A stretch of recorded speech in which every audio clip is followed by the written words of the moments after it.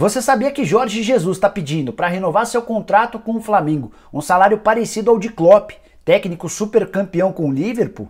No vídeo de hoje do canal do Nicola, quero te dar detalhes sobre essa história. Preciso te falar também sobre um enorme prejuízo que o ex-presidente do Palmeiras, o Paulo Nobre, teve com 4 argentinos que ele contratou enquanto comandava o clube. E para fechar, vou te atualizar sobre a debandada no Cruzeiro. Falta pouca gente para ir embora e a economia já é bastante significativa.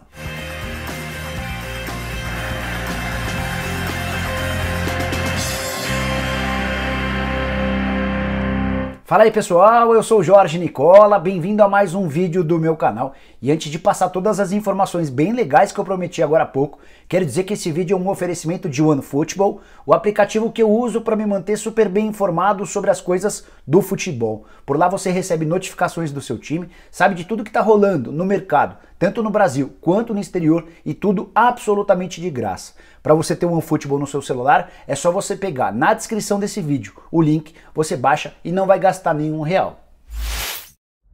Quero começar esse vídeo falando sobre o Cruzeiro, que tem conseguido, na medida do possível, se livrar dos jogadores mais caros que compunham o elenco da temporada passada. O 13º a deixar o clube deve ser o zagueiro Manuel, que tem negociação bastante avançada com o Trabzonspor, da Turquia. Ele vai por empréstimo até o fim de seu contrato. Por que esse negócio ainda não foi fechado?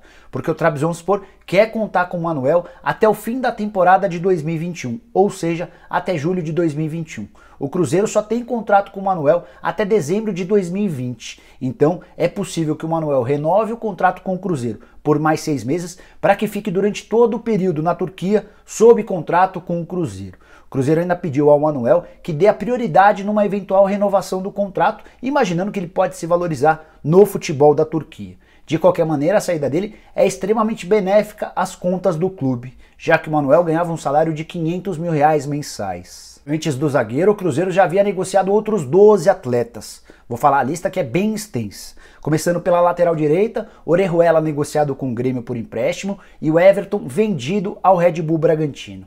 Na zaga o Fabrício Bruno, que está acertando os últimos detalhes da rescisão do contrato. Tem também na lateral esquerda o Dodô e o Egídio. O Dodô teve seu contrato encerrado e o Egídio foi repassado para o Fluminense. Meio de campo com os volantes Henrique, que foi para o Fluminense, o Jadson, que se acertou com o Bahia, o Thiago Neves, que rompeu seu contrato e está para ser anunciado pelo Grêmio, além do Marquinhos Gabriel, novo reforço do Atlético Paranaense. Já entre os atacantes, o David acaba de conseguir na justiça a rescisão do contrato com o Cruzeiro e, embora ainda caiba uma possibilidade de recurso, o Cruzeiro já admite perder o jogador. Tem também o Pedro Rocha, que foi devolvido ao Spartak Moscou e depois emprestado ao Flamengo, e o Sassá, que vai jogar no Curitiba em 2020. Você pode estar se perguntando quanto a saída de toda essa galera vai gerar de economia ao Cruzeiro. Ouvi de um dirigente importante da Raposa, antes de gravar o vídeo, que essa economia pode chegar até 6 milhões de reais por mês, embora ainda exista a necessidade de economizar muito mais. Isso porque o Cruzeiro tinha uma folha salarial na temporada passada de 15 milhões de reais mensais. E a ideia é ter uma folha de no máximo 4 milhões para essa temporada, ou seja, a gente está falando da necessidade de economizar cerca de 11 milhões de reais. O Cruzeiro ainda precisa negociar alguns jogadores extremamente caros, como por exemplo o Dedé, salário de 700 mil reais por mês, o Ariel Cabral, que ganha na casa dos 500 mil, o Rodriguinho, salário de 800 mil mensais, o Robinho, que ganha 600 mil, além do Fred, maior salário do elenco do Cruzeiro, salário de 1 milhão e 200 mil reais mensais. Nem prometi no começo do vídeo, mas acho que vale a informação a respeito do Cantillo, volante colombiano contratado pelo Corinthians, que não pôde estrear junto com o time no Campeonato Paulista na vitória contra o Botafogo, nessa quinta-feira, na Arena em Itaquera. A ausência dele, para alguns, foi motivada pelo fato de o Corinthians ainda não ter pago ao Júnior Barranquilla a primeira das várias parcelas pela compra do jogador. Antes de gravar o vídeo, conversei com o presidente Andrés Sanches e ele assegurou que não é esse o problema. O Andrés até admite que os colombianos demoraram para enviar um documento que seria necessário para o pagamento. Mas, de acordo com o presidente corintiano, a quitação dessa primeira parte já foi feita. Agora, faltam partes burocráticas da transferência de documentos. Assim que esse documento chegar, o Cantillo fica à disposição. E a expectativa no Corinthians é de que o Cantillo seja registrado ainda nessa sexta-feira para que tenha condição de jogar durante o final de semana. Se isso não acontecer, o natural é que ele esteja regularizado para a próxima semana e comece a participar a partir da terceira rodada do Campeonato Paulista.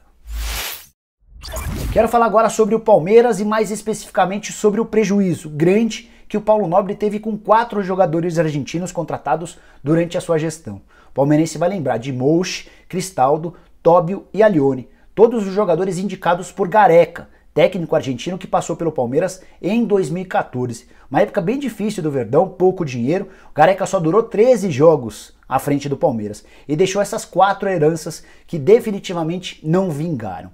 O grande problema é que o Paulo Nobre decidiu comprar os jogadores com o próprio dinheiro e assumiu o risco de tomar um prejuízo. Prejuízo absolutamente confirmado. Os 4 juntos custaram 23 milhões de reais e o Paulo Nobre só conseguiu recuperar 8 milhões em relação ao Cristaldo. Todos os outros não garantiram qualquer retorno em dinheiro, ou seja, o prejuízo do Paulo Nobre com os 4 argentinos foi de 15 milhões de reais. O último deles acaba de ser negociado, até por isso o motivo do vídeo, o Alione, aquele meia baixinho, contratado junto ao Vélez Sarsfield, o cara que chegou com algum cartaz, tendo custado 6 milhões de reais, foi emprestado ao Central Córdoba, time que acaba de subir da segunda para a primeira divisão do futebol argentino.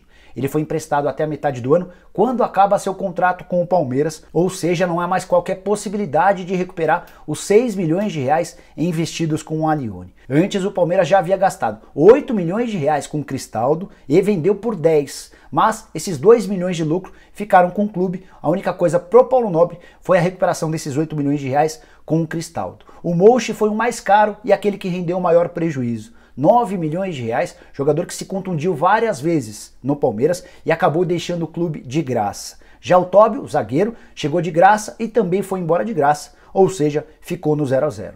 E além desses 15 milhões de reais de prejuízo, o Paulo Nobre colocou muito, mas muito dinheiro no clube. No total foram 146 milhões de reais. A boa notícia pro Paulo Nobre é que o Palmeiras conseguiu devolver toda essa grana em março de 2018. Muito antes do período combinado. O Palmeiras tinha mais 7 anos para quitar essa dívida com seu ex-presidente, mas por conta de uma questão política, da guerra entre Maurício Gagliotti e Paulo Nobre, o atual presidente alviverde decidiu acelerar o pagamento da dívida com o Paulo Nobre e quitou com bastante antecedência. Só para finalizar esse assunto, vale lembrar que o Paulo Nobre emprestou esse dinheiro ao Palmeiras, esses 146 milhões de reais, em condições extremamente benéficas pro Verdão, com taxas muito melhores, por exemplo, das que o Palmeiras conseguiria em bancos.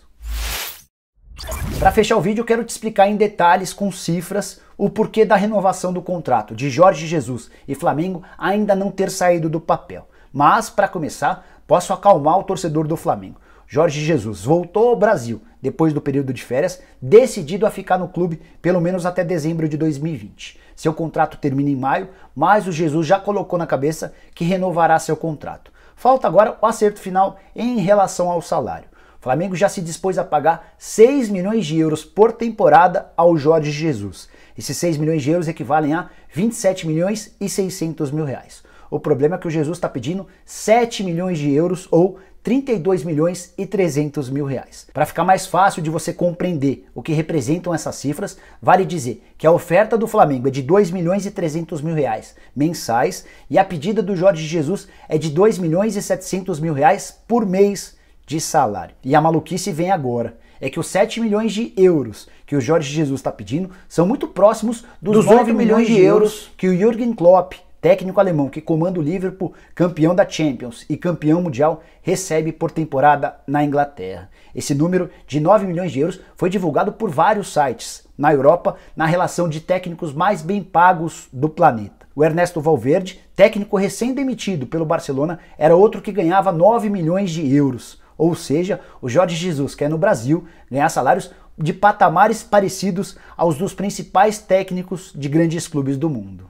Ainda que não consiga chegar nos 7 milhões de euros por temporada, ou 2 milhões e 700 mil reais por mês, e fique nos 2 milhões e 300 mil que o Flamengo já ofereceu, o Jorge Jesus vai ser de longe o técnico mais bem pago do futebol brasileiro. A distância é muito, mas muito grande. E eu vou trazer alguns números de outros técnicos para fazer essa comparação. O Renato Gaúcho é hoje o técnico brasileiro mais bem pago do país. Ele ganha no Grêmio aproximadamente 1 milhão de reais mensais. Depois do Renato Gaúcho, o técnico mais bem pago do país também trabalha no Rio Grande do Sul. Eduardo Cudê, novo comandante do Internacional, acertou um salário de 2 milhões de dólares por temporada ou 700 mil reais mensais. Depois dele, aparecem Vanderlei Luxemburgo e Thiago Nunes, Luxemburgo no Palmeiras, Thiago Nunes no Corinthians, cada um ganhando R$600 mil mensais. E se a gente somar toda essa galera, chegamos ao valor de 2.900.000 por mês, parecido com os 2.700.000 que o Jorge Jesus quer ganhar sozinho à frente do Flamengo.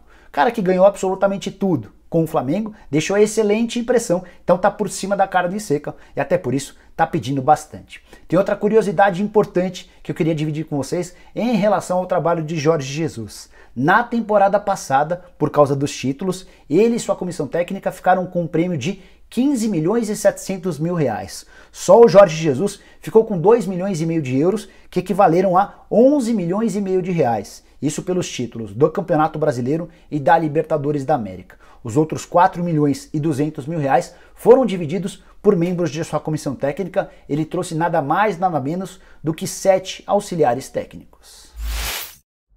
Bom, pessoal, eram essas as informações bem legais que eu queria dividir com vocês. Espero que tenham curtido o vídeo e deem um like por aqui. Quem ainda não se inscreveu no canal do Nicola, fácil. Só apertar esse botão vermelho de inscreva-se. Aproveita e também aperta o sininho, porque a partir daí você passa a ser notificado toda vez que eu fizer vídeo novo ou live. Para fechar, quem usa o Instagram, me segue lá, @JorgeNicola. E por último, use o espaço para comentários aqui no meu canal, nesse vídeo mesmo, para deixar opinião, sugestão, crítica, seja lá o que for. Beleza? A gente se vê numa próxima. Até!